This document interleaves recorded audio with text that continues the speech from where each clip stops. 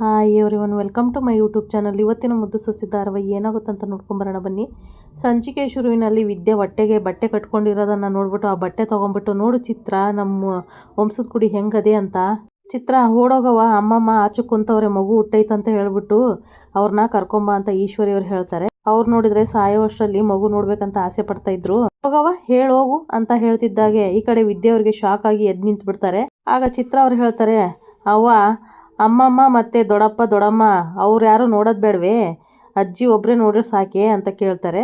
ಎಲ್ರಿಗೂ ತೋರಿಸ್ಕೊಂಬ, ಹುಷಾರಾಗಿ ಹಿಡ್ಕೊ ಅಂತ ಬಟ್ಟೆನ ಕೊಡ್ತಾರೆ ಈಶ್ವರಿ ಅವರು. ಅದನ್ನ ತಗೊಂಡು ಚಿತ್ರವರು ಹೊರಗಡೆ ಹೋಗ್ತಾ ಇರ್ಬೇಕಾದ್ರೆ ವಿದ್ಯೆಯವ್ರು ಹೇಳ್ತಾರೆ, ಚಿಕ್ಕತ್ತೆ ನಿಮ್ಮನ್ನ ಕೈ ಮುಗಿದು ಕೇಳ್ಕೊತೀನಿ, ದಯವಿಟ್ಟು ಇಂಥ ಕೆಲಸ ಮಾಡಬೇಡಿ ಚಿಕ್ಕತ್ತೆ ಅಂತ ವಿದ್ಯೆಯವ್ರು ಹೇಳ್ಕೊಂಡಾಗ ಈಶ್ವರಿ ಹೇಳ್ತಾರೆ, ಇಳ್ಸವ ಕೈನ, ಇಳ್ಸೆ ಕೈ ಅಂತ ಜೋರಾಗಿ ಗದ್ರ ಬಿಡ್ತಾರೆ. ಆ ಗದ್ರಿದ್ಕೆ ವಿದ್ಯೆಯವ್ರು ಹೆದರ್ಕೊಂಡ್ಬಿಡ್ತಾರೆ. ನಿನ್ ಕಣ್ಣೀರ್ ನಾಟಕನ ನನ್ನ ಹತ್ರ ಇಟ್ಕೋಬೇಡ, ಯಾರ ಹತ್ರನೇ ಮಾತಾಡ್ತಾ ಇರೋದು ನೀನು. ವಿದ್ಯೆಯವರು ಹಾಗೆ ಅಳ್ತಾ ಇರ್ಬೇಕಾದ್ರೆ ಮುಚ್ಚ ಬಾಯಿ ಅಂತ ಹೇಳ್ತಿದ್ದಾಗ ಈ ವಿದ್ಯೆಯವ್ರು ಹೆದರ್ಕೊಂಡು ಬಾಯಿನ ಮುಚ್ಕೊಂಡ್ಬಿಡ್ತಾರೆ. ಪಾಪಿ, ಸುಳ್ಳುನ್ನೇ ಹೊತ್ಕೊಂಡು ನಮ್ಗೆಲ್ಲ ಮೋಸ ಮಾಡ್ತಾ ಇದೀಯಾ, ನಿನ್ನ ನೋಡ್ತಾ ಇದ್ರೆ ಕೋಪ ಬರ್ತಾ ಇಲ್ವೇ, ಅಸಹ್ಯ ಆಗ್ತಾ ಐತೆ, ಇಷ್ಟೊಂದು ದೊಡ್ಡ ಸುಳ್ಳುನ್ನ ಹೊತ್ಕೊಂಡು ತಿರುಗ್ತಾ ಇದೀಯ ಅಂದ್ರೆ ನೀನ್ ಹೆಂಗ್ಸಲ್ವೇ, ಮನೆ ಹಾಳಿ ಅಂತ ಈಶ್ವರಿಯವ್ರು ಹೇಳ್ತಾರೆ. ಅವ್ವ, ಇವಳನ್ನ ನಾನು ಏನೋ ಅನ್ಕೊಂಡ್ಬಿಟ್ಟಿದ್ದೆ, ಆದ್ರೆ ಇವಳು ಸಾಮಾನ್ಯದವಳಂತೂ ಅಲ್ಲ ಬಿಡು ಅಂತ ಚಿತ್ರ ಹೇಳ್ತಾರೆ. ನಾವು ಮುಖದಲ್ಲಿ ಕಣೆ ಕಾಣ್ತಾ ಇಲ್ಲ, ಹೊಟ್ಟೆ ಇನ್ನು ಮುಂದಕ್ಕೆ ಬಂದಿಲ್ಲ ಅಂತ ಹೇಳಿದಾಗ ನಿಮ್ಮ ಅಪ್ಪನ ಮನೆಗೆ ಹೋದೆ ನೋಡು, ನನಗಾಗ್ಲೇ ಅನುಮಾನ ಬಂತೆ. ಆದ್ರೆ ನೀನು ಹೊಟ್ಟೆಗೆ ಬಟ್ಟೆ ಕಟ್ಕೊಂಬಂದು ಎಲ್ರೂ ನಂಬಿಸೋ ಧೈರ್ಯ ನೀನ್ ಮಾಡ್ತೀಯ ಅಂತ ನಾನು ಅನ್ಕೊಂಡಿರ್ಲಿಲ್ಲ. ಲೇ, ನಮ್ಮ ತಮ್ಮನ ಮದ್ವೆ ಮಂಟಪದಲ್ಲಿ ಅವನ್ ಮದ್ವೆನ ನಿಲ್ಸಿ ಅದ್ ಯಾವಳೋ ಬಿಕಾರಿ ಕೋರಳಿಗೆ ತಾಳಿ ಕಟ್ಟೋಂಗ್ ಮಾಡ್ಬಿಟ್ಟಲ್ಲೇ, ಜೊತೆಗೆ ಅವಳನ್ನ ಅಟ್ಟಿಗೆ ಬಿಟ್ಟು ಅಟ್ಟಿಯಿಂದ ಆಚೆಗೆ ಹೋಗೋ ಟೈಮ್ಗೆ ಪರವಾಗಿ ನಿಂತ್ಕೊಂಡು ನನ್ನ ತಮ್ಮನ್ನ ಆಚೆಗೆ ಹಾಕ್ಬಿಟ್ಟಲ್ಲಿ ಅಂತ ಕೇಳ್ತಾರೆ ಚಿತ್ರ ಅವರು. ಬೇರೆಯವ್ರ ತಪ್ಪನ್ನ ಎತ್ತಿ ತೋರ್ಸೋ ನಿನ್ಗೆ, ನೀನ್ ಮಾಡ್ತಾ ಇರೋ ಈ ಕೆಲಸ ಅಪರಾಧ ಅಂತ ಅನಿಸ್ಲಿಲ್ವೇನೆ ನಿನಗೆ, ನೀನ್ ಮಾಡ್ತಾ ಇರೋ ಮೋಸ ಅವನಿಗೆ ಗೊತ್ತಿಲ್ದೆ ದಡ್ಡ ನನ್ ಮಗ ಅವ್ರವ್ವ ನಿನ್ ಹೊಟ್ಟೆ ಒಳಗಡೆ ಇದ್ದಾಳೆ ಅಂತ ಕುಣಿದ್ ಕುಪ್ಪಳಿಸ್ತಾ ಇದ್ದಾನಲ್ಲ, ಅವನಿಗೆ ಮೋಸ ಮಾಡ್ತಾ ಇದೀನಂತ ನಿನಗೆ ಅನಿಸ್ಲಿಲ್ವಾ ಅಂತ ಕೇಳ್ತಾರೆ ಈಶ್ವರಿ ಅವರು. ಆದ್ರೆ ವಿದ್ಯೆಯವರು ಏನು ಮಾತಾಡದೆ ಮೌನವಾಗೇ ನಿಂತಿರ್ತಾರೆ ಅಳ್ಕೊಂಡು. ಅವ್ವ, ಇವಳು ಬಸ್ರಿ ಆಗಿದಾಳಂತವ, ಮಟ್ಟಿಯವರೆಲ್ಲ ಇವಳನ್ನ ಮುದ್ದು ಸೊಸೆ ಅಂತ ಹೇಳಿ ತಲೆ ಮೇಲೆ ಇಟ್ಕೊಂಡು ಮೆರೆಸ್ತವ್ರಲ್ಲ, ಅದನ್ನ ಯಾಕೆ ಹಾಳು ಮಾಡ್ಕೊಳ್ಳೋದು ಅಂತವ ಎಲ್ರಿಗೂ ಮೋಸ ಮಾಡ್ಕೊಂಡ್ ಬರ್ತಾವಳೆ ಅಂತ ಚಿತ್ರ ಹೇಳ್ತಾರೆ.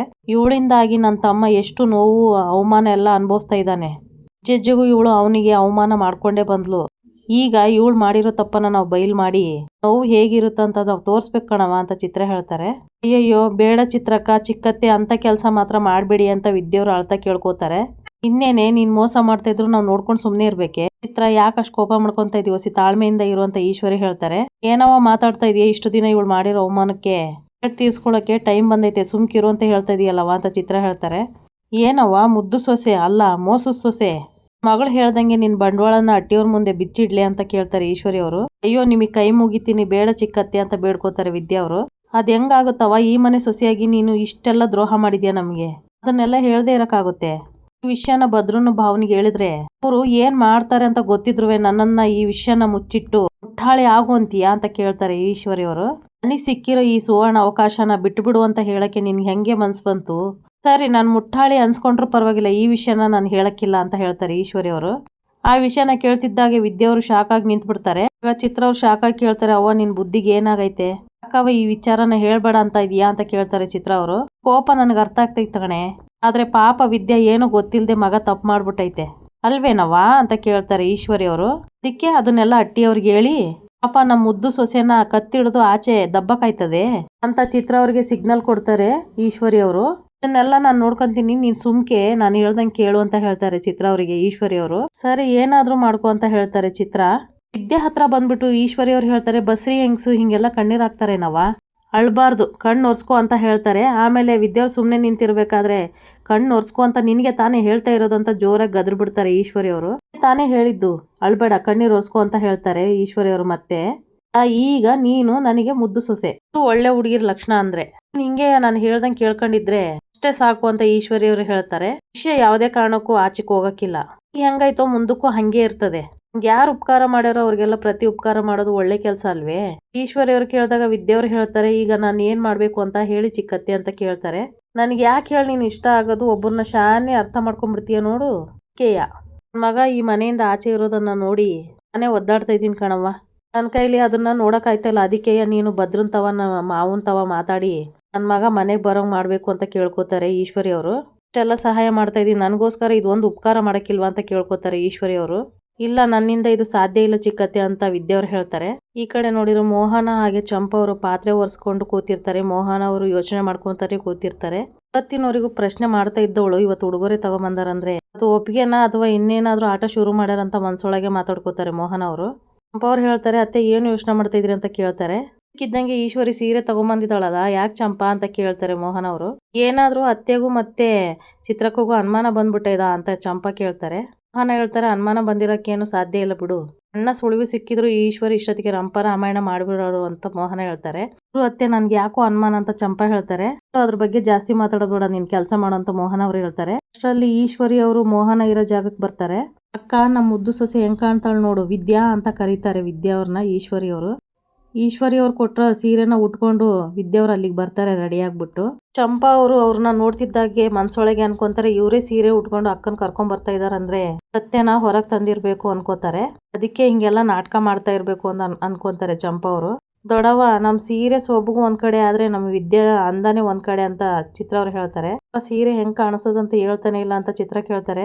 ಮನೆ ಮಹಾಲಕ್ಷ್ಮಿ ತರ ಲಕ್ಷ್ಮ ಕಾಣಿಸ್ತಾಳೆ ಅಂತ ಮೋಹನ್ ಅವ್ರು ಹೇಳ್ತಾರೆ. ಚಂಪಾ, ನೀನ್ ಯಾಕೆ ಹೇಳ್ತಾ ಇಲ್ಲ ಅಂತ ಚಿತ್ರ ಅವ್ರು ಕೇಳ್ತಾರೆ.